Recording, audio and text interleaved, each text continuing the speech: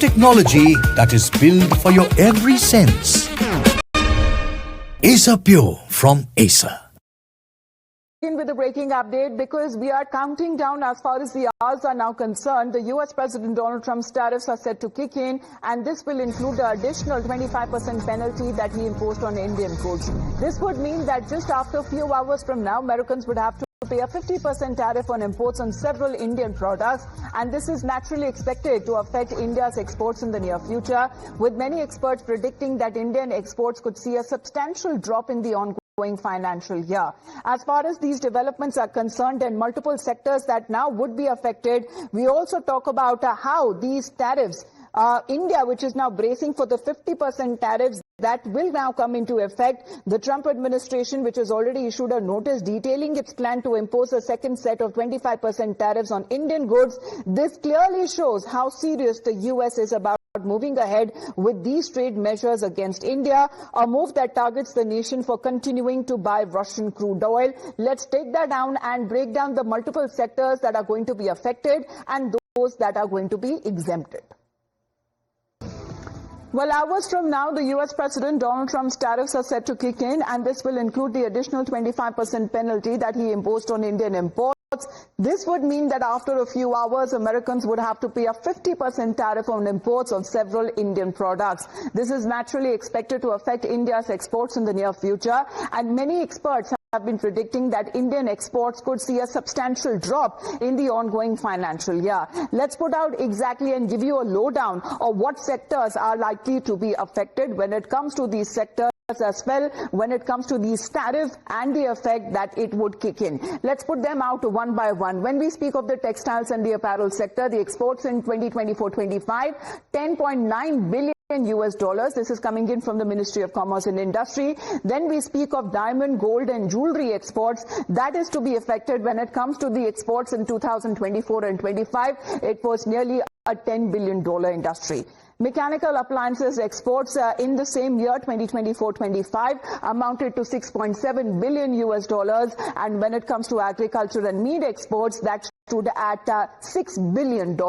Another industry there, when we speak of steel, aluminium, copper exports, that amounts to nearly $4.7 billion US dollars. This is as far as the data that has been collected from the Ministry of Commerce Industry. Let's in the meantime also talk about how the world is now quite aware that Donald Trump can be quite unpredictable. So these are some of the sectors that would be affected for now, but however, there are some other sectors that would be exempt from the Trump tax, at least for now. So the sectors that have for now escaped the Trump tax, when we speak as far as the pharmaceutical sector is concerned, it is $12.7 billion US dollar exports that we are looking at that happened in 2024-25. However, there is another sector that has been exempted, and this is important as we speak of electronics and smartphones exports. It was nearly amounting to $10.6 billion US dollars. Another important sector that we speak of is the petroleum products, amounting to nearly $4.1 billion US dollar as far as this data that is also being collected from the Ministry of Commerce and Industry. So India's loss is whose gain?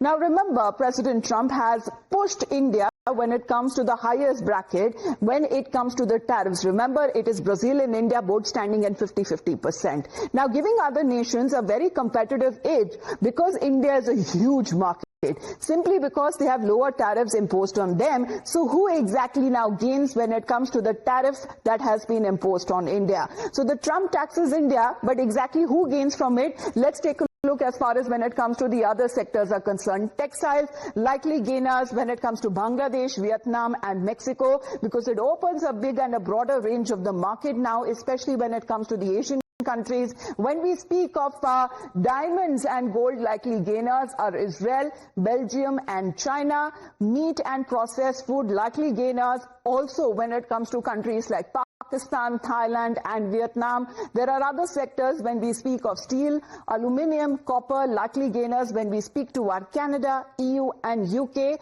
And this is the analysis that has come across from the GTRI. Now, when we speak of the broader range where India could actually now look for when it comes to expanding its markets, experts, however, have been predicting that India's exports could drop to $18.6 billion from where it stands at the moment. However, there are several experts that also believe that these tariffs could equally hurt the American supply chain in the short term as well.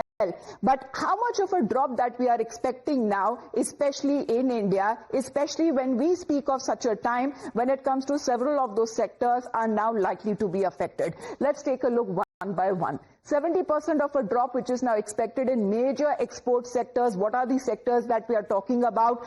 43% of these decline are expected in the overall shipping that now happens to the United States. And these projections that are also coming from the GTRI analysis. Now, while imposing punitive action on India and putting the moral burden of Ukrainian deaths and the war that has been going on, why is India being single-handedly targeting? As far as an adversary like China, which is one of the biggest buyers of Russia's fuel and oil, that has been, as far as when it comes to Donald Trump is concerned, he's now been accused of going soft on China. The U.S. itself seems to be discussing energy deals with the Russian officials, and if sponsoring a war is the real reason, then why is U.S. not imposing secondary sanctions, as the White House calls it, on China?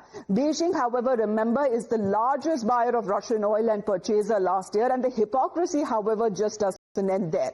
Donald Trump saying that the U.S. will allow the entry of 6 lakh students also from China, and hailed what he calls as a great relationship with China. So as far as an adversary like China is concerned, Donald Trump is putting the decades-long of friendship with India at risk. Now, while imposing punitive action on India and putting the moral burden of Ukrainian deaths on us and shaming India for buying fuel from Russia and funding the massacre, U.S. itself has been discussing energy deals with the Russian officials. If sponsoring war is the real reason, then why is U.S. not imposing those secondary sanctions, as the White House calls it, on China? Beijing is the largest Russian oil purchaser last year, and this hypocrisy that doesn't end there. As we said, Donald Trump now will allow the entry of 6 lakh students from China and hailed what he called as a great relationship with China. But the hypocrisy that is now on record, why is Donald Trump putting decades worth of friendship with India at a risk as far as when it comes to straining ties are concerned? This excuse that is now being given up as far as an adversary like China is concerned, and what happens to a friend that he considers in India. The president has applied aggressive economic leverage, for example, the secondary tariffs on India, to try to make it harder for the Russians to get rich from their oil economy. He's tried to make it clear that Russia can be re-invited into the world economy if they stop the killing, but they're going to continue to be isolated if they don't stop the killing. We're going to have a great relationship with China. I mean, it's happening. You see it. It's happening. They have some cards. We have incredible cards, but I don't want to play those cards. That would, if I played those cards, that would destroy China. I'm not going to play those cards. So when we speak of these reactions, this double standard, this excuse that is coming in from the U.S. administration, rating agencies, however, have shown faith in Modinomics. Fitch, that is now affirmed India's credit rating at BBB, which is a stable outlook. S&P Global, that is also upgraded India's sovereign rating to BBB. And what does it mean? BBB means that despite impending tax, there is resilience in Indian economy. The resilience that also shows in Prime Minister's assertion, second of its kind, that Bharat will not give into under any pressure, no matter how great it is. And when it comes to the strategy is in the place for the future, as the Prime Minister continues to rally for the cause of self-reliance. मेरी सरकार किसानों का, पशुपालकों का कभी भी अहित नहीं होने देंगी। दबाव कितना ही क्यों न आए, हम झेलने की अपनी ताकत बढ़ाते जाएंगे। वोकल फॉर लोकल बने, स्वदेशी, ये हमारा जीवन मंत्र बनना चाहिए दोस्तों। गर्व से स्वदेशी की तरफ चल पड़ो। I mean, negotiations are still going on in the sense that nobody said that the negotiations are off. You know, I mean, and people do talk to each other. I mean, it's not like there's a kutti there. So look, there is a what happens is we have red lines. But as far as the trade deal is concerned, India continues to push for it. Negotiations and talks that have been taking place, but as far as provocation on part of the United States is concerned, seems to continue. Let's put that out as far as Trump's America First message is concerned, because that seems to be when it comes to his poll pitch, and he continues to say that all of the efforts that he has been making is to make America great again. Let's put that out on his post, where he says, "Congratulations, Cracker Barrel, on changing your logo back to what it was. All of your fans very much appreciate it. Good luck into the future. Make lots of money, and more importantly, make your customers happy again." So what does it imply? As far as here is Donald Trump, who seems to be now talking about when it comes to the 50% tariff on India that now kicks in. But this is when it comes to the U.S. President seems to be posing with oil barrel, where Trump's message of "Make America Great Again" seems to be repeated from his post. Well, Srinjoy, good morning. For India, it is "Make India Great Again." This is something that has been accepted by the both leaders when we speak of Donald Trump and Prime Minister Modi, that when it comes to their own countries, there would be no compromise. India's rallying cry has been that when it comes to farmers, the cattle rearers, the small businessmen, they will not get affected. India and the United States have had difficult times. One, when India exploded the nuclear device in 1998. India and the West, except France, turned its back. The U.S. and the West, except France, turned their backs. Then again, there was this Devyani Khobragade time, when again there were very poor relations between India and America. Now this is the third phase when this is happening. But there's a very good reason why China has escaped this tariff problem. This is primarily because China is the world's largest exporter and America is the world's largest importer.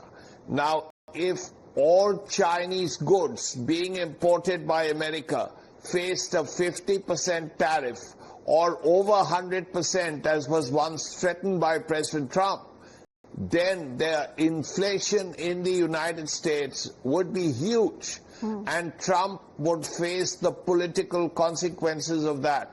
Now, that is not possible for President Trump, because his own voters would turn against him, because everything is exported from China to America, and China exports about $450 billion worth of goods to America.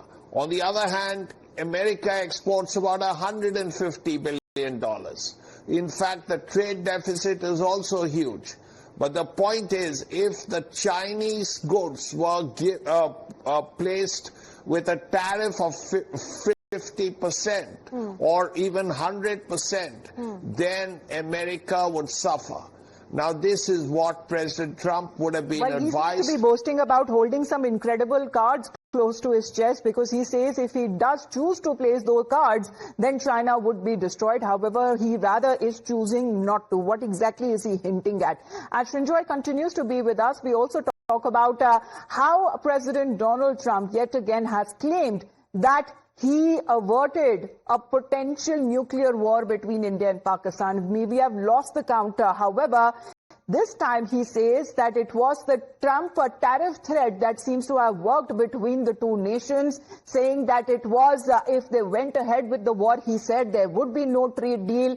And within 5 hours, he seems to be now making this statement that he averted a possible nuclear conflict between the two nations. However, he does mention that he seems to have a conversation that he seems to recall with a terrific man like Modi. I'm talking to a very terrific man, Modi of India. And I say, what's going on with you in Pakistan? Then I'm talking to Pakistan on trade. I said, what's going on with you in India? And the hatred was tremendous. Now, this has been going on for a hell of a long time, like sometimes with different names for hundreds of years. But I said, what's going on? I said, I don't want to make a trade deal. No, we want to make a trade deal. I said, no, I don't want to make a trade deal with you. You're going to have a nuclear war. You guys are going to end up in a nuclear war. And that was very important to them. I said, call me back tomorrow, but we're not going to do any deals with you, or we're going to put tariffs on you that are so high. You were there, Howard, right? You're going to put tariffs on you that was so high, I don't give a damn, your head's going to spin. You're not going to end up in a war. Within about 5 hours, it was done. It was done. Now, maybe it starts again. I don't know. I don't think so, but I'll stop it if it does. We can't let these things happen. But as far as Donald Trump is concerned, he seems to be claiming that he averted 7 wars and he has brokered peace. China, again, as far as India and Pakistan is concerned, he once again seems to be talking about having this conversation between India and Pakistani leaders. However, the facts on the table are completely different. When we talk about the opposition back home, continuously are being questioning the Indian government on exactly what is the stand. But this stand on multiple times and multiple occasions has been made clear by India that there was no third-party intervention. In fact, when it comes to the conversation that happened between the two leaders, happened way after when even Operation Sindoor was over, or there was a pause in the Operation Sindoor. Now, this is coming at a time where leaders from the opposition continue to ask directly the Prime Minister as to why is he silent over the issue. But again, Nyamika, good morning. Here is Manikam Tagore of the Congress Party raising questions on what he's been calling as a silence from the government of India's side. India government has not been silent on this matter. Well, yes, indeed, we have seen that several times it is being clear on the part of the government of India that there was no third-party intervention regarding the ceasefire between India and Pakistan when Operation Sindoor was going on. And at that point in time also, we have seen that how opposition was continuously questioning Prime Minister Narendra Modi, as once again it is being stated by the Member of Parliament from the Congress Party, Mr. Manikam Tagore, as he has made a tweet in this regard, as he stated that once again it is the U.S. President Donald Trump who is claiming that he was the person who had, broke out peace between India and Pakistan. But on the other side, it is our own Prime Minister who is completely silent over this entire matter. He has also stated that it is the leader of opposition in Lok Sabha, Mr. Rahul Gandhi, who has, categorically mentioned about this statement which is being given by the U.S. President Donald Trump repeatedly regarding the ceasefire between India and Pakistan. But it is Prime Minister Narendra Modi who is not ready to speak any word regarding this entire matter. He has also stated that this is not statesmanship, this is basically a surrender which the Modi... Talking about India's credibility being hampered, will the opposition rather believe Pakistan because their own Deputy Prime Minister has admitted that there was no third-party intervention? Would they rather believe President Donald Trump because he seems to be claiming that India-Pakistan conflict has been going on for hundreds of years? But as far as the Indian government's position is concerned, that has been made absolutely clear that it was the Pakistani DGM who dialed the Indian counterpart and begged for a ceasefire. That is exactly and the facts that have been put on the table. Well, Nyamika, for the moment, thank you very much for joining.